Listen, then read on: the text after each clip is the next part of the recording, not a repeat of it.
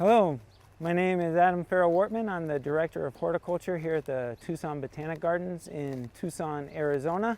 And today I'm going to be showing you the best practices for aftercare tree transplants. So we're coming back to a tree that we planted about a month ago. This tree is native to the Sonoran Desert. However, it's not native to the Tucson Valley. And so we know this tree needs a little extra care.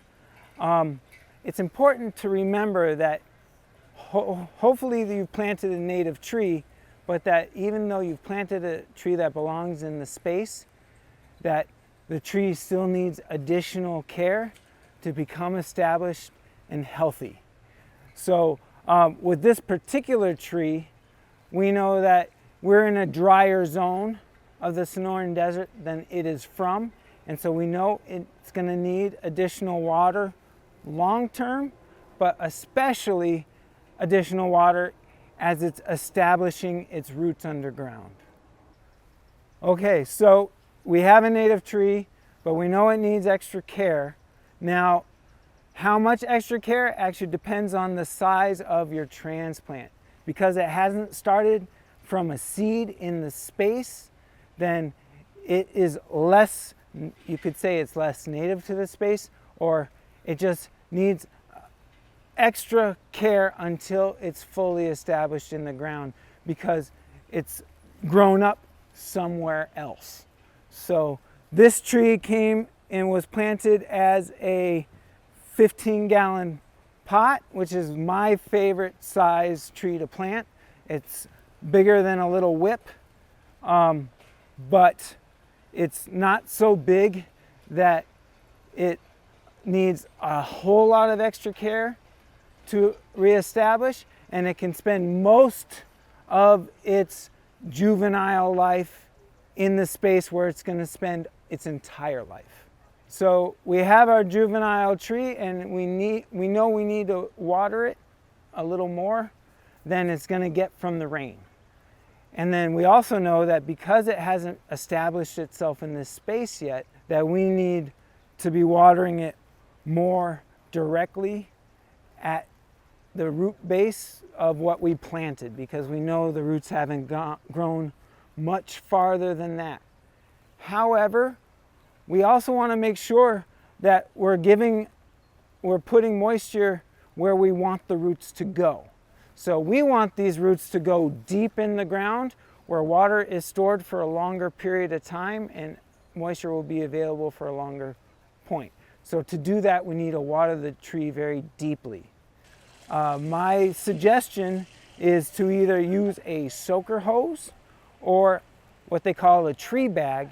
And both of these are things that provide a constant but slow amount of water that you run for a long period of time, and that allows the water to sink down in the ground, and then as the water goes down in the ground, it cones out. So if you can water slowly but for a long period of time, you'll get the water deep.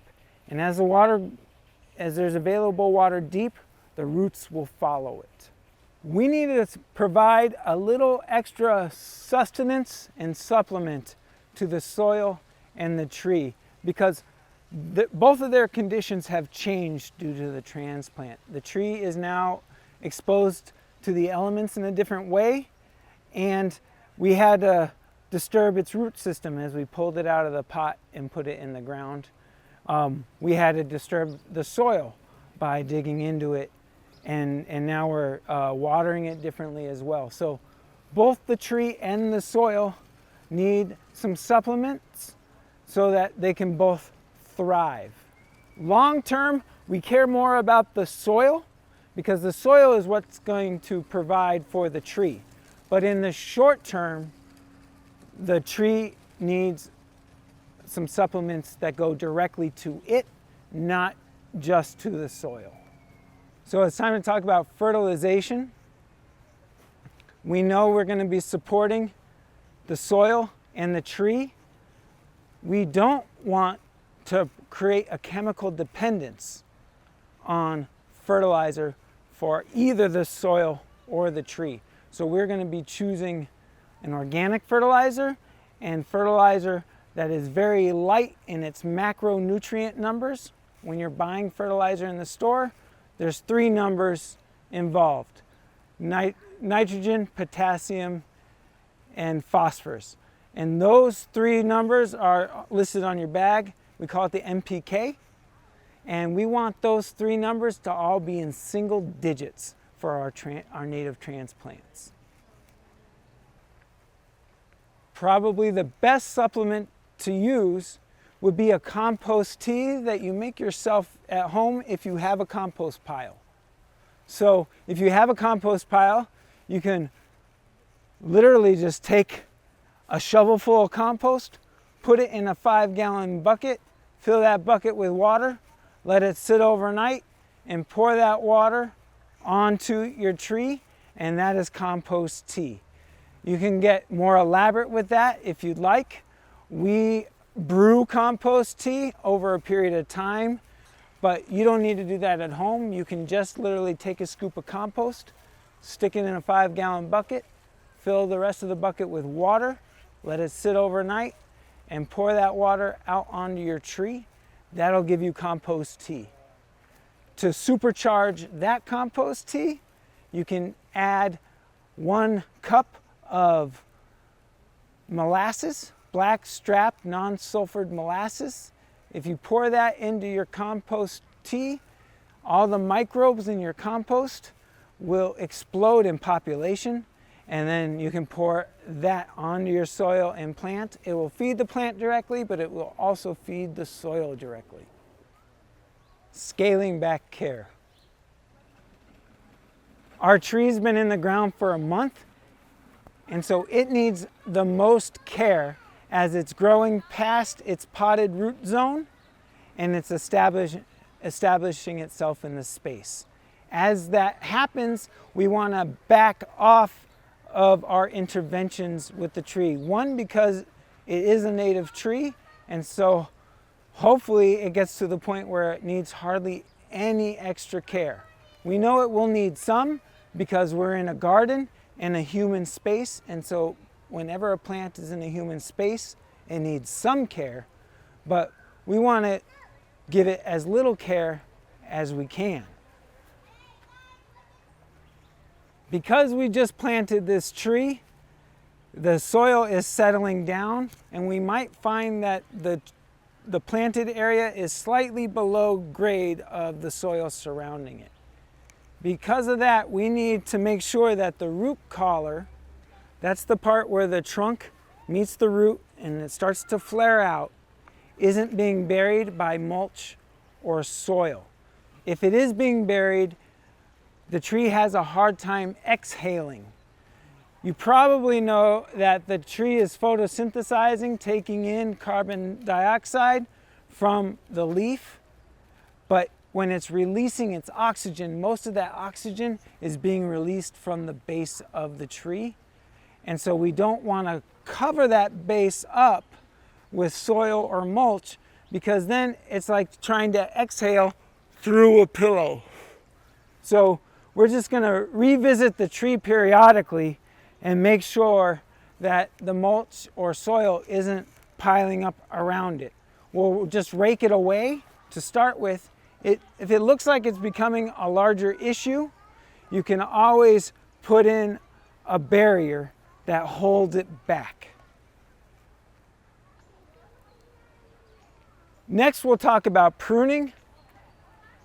And in that, we don't want to prune for at least 2 years. All of the growth above ground on the tree is helping it establish below ground. And there should be no reason to take off any of this growth with such a small tree. If you planted a very large tree and it's already in the middle of your path, then you probably chose a bad spot for it to begin with. So we don't want to do much pruning on this. The only pruning we may do is if we see any dieback.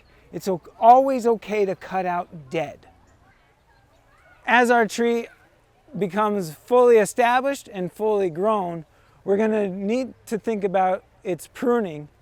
Pruning is a large topic that could be its own video, so I'll just give you a few principles to keep in mind. The first reason to prune is for safety. The second reason to prune is for the health of the tree. And the third reason to prune is because you want to shape a tree.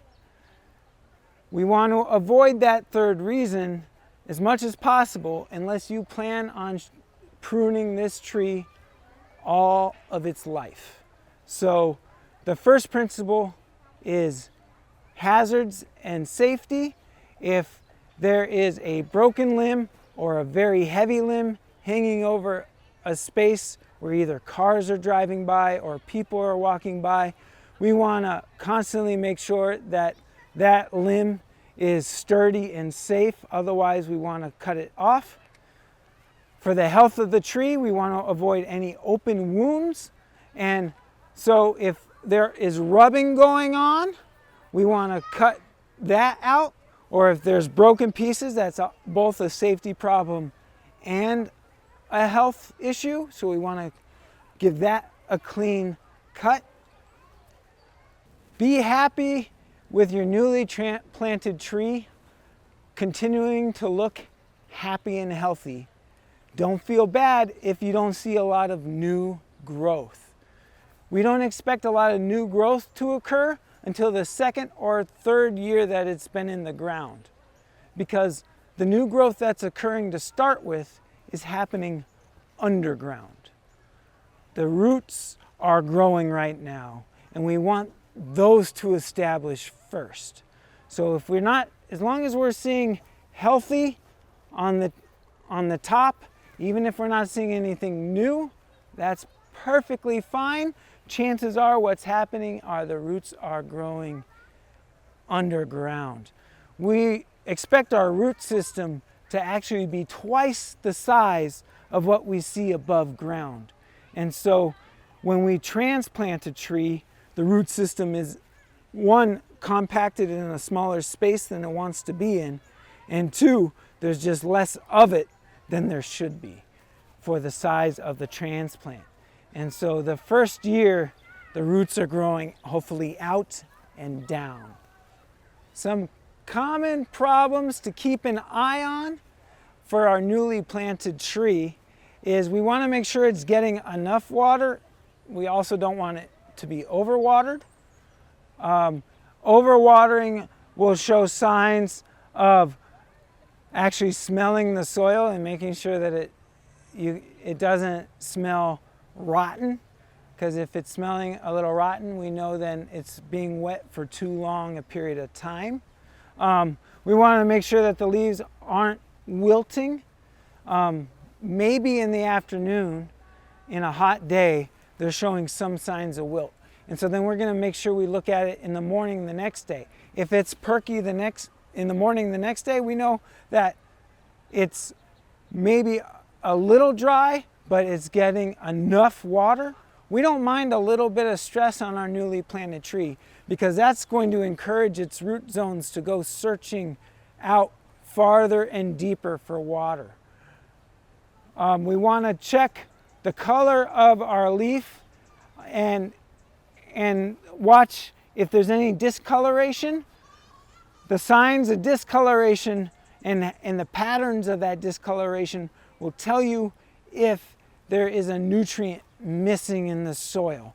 And if there is, you're going to either want to choose a new plant entirely, or you're going to want to do a supplement in the soil.